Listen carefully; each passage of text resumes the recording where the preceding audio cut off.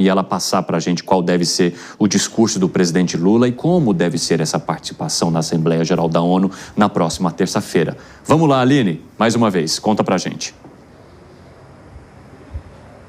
Oi, Cine, boa noite para você, boa noite a todos que nos acompanham. Agora sim. Bom, o presidente Lula embarca amanhã para Nova York. Em terça-feira é esperado o discurso dele de abertura na 80ª Assembleia da ONU em Nova York. Além desse debate, ele deve participar ali de eventos também voltados ao meio ambiente, à mudança climática, à democracia, e também deve participar de uma sessão voltada para a Palestina. É esperado que o presidente possa abordar nesse discurso de abertura a questão da COP30. O governo federal quer enfatizar ali o debate sobre a COP30 que vai acontecer em Belém do Pará em novembro. E aí os principais temas abordados pelo presidente provavelmente nesse discurso de abertura também a soberania nacional. Ele deve enfatizar isso, deve enfatizar a questão do multilateralismo e o direito internacional.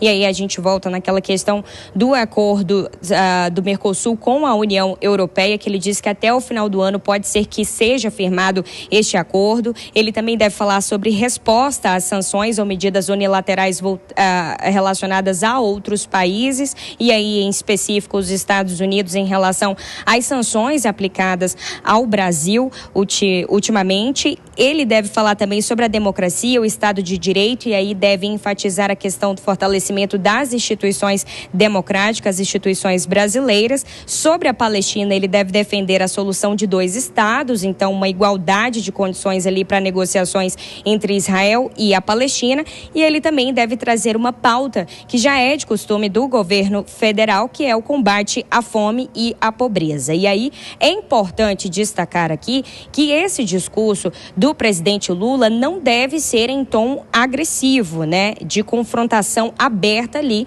especialmente porque ele estará nos Estados Unidos, na sede da ONU, em Nova York. Então é esperado ali que ele faça apenas alguns recados sutis e não cite ali de forma direta o nome de Donald Trump, até porque uma coisa é questionar os Estados Unidos estando no Brasil, outra coisa é ele estar nos Estados Unidos e se dirigir ali diretamente a Donald Trump. Então é esperado que o presidente Lula mantenha a diplomacia e mantenha ali o foco em valores relacionados à soberania, a respeito mútuo, o diálogo e a cooperação internacional.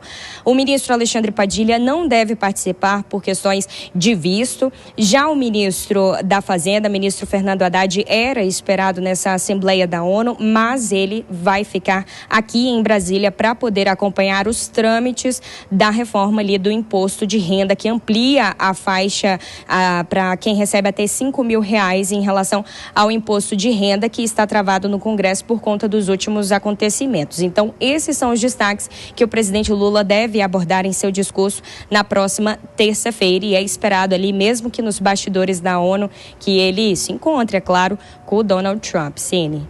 Obrigado pelas informações, Aline. Agora deu certinho. Um abraço para você. Conversamos mais ao longo dessa edição.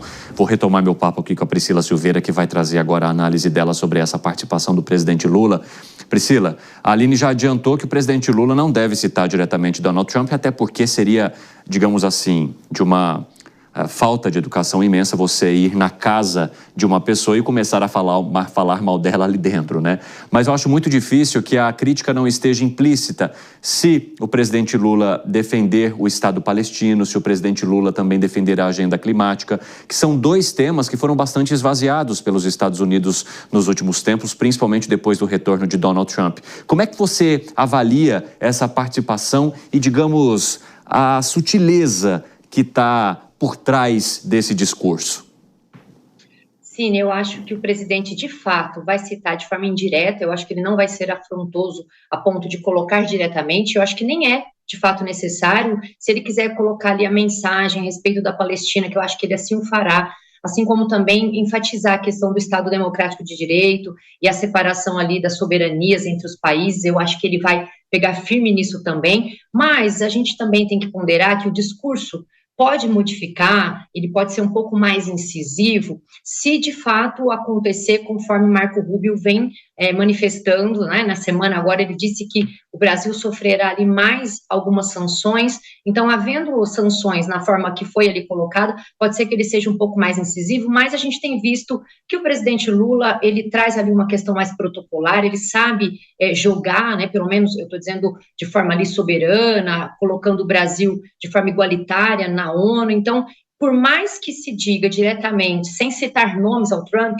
a gente vai aqui esperar uma semana de muita tensão, porque o Trump, muito embora ele não seja citado diretamente, é o que a gente espera aqui que seja feito pelo presidente Lula, todo o discurso que será feito pelo presidente é totalmente ali contrário ao que busca, ou que prega o próprio presidente Trump, não só na Palestina, a questão ali das sanções, mudanças climáticas que também serão debatidas, então a gente vai esperar uma semana tensa, mas a gente espera também que o presidente Lula, assim como ele vem fazendo, ele se mantenha ali protocolar para que realmente seja discutida a paz e a segurança internacional. Cine.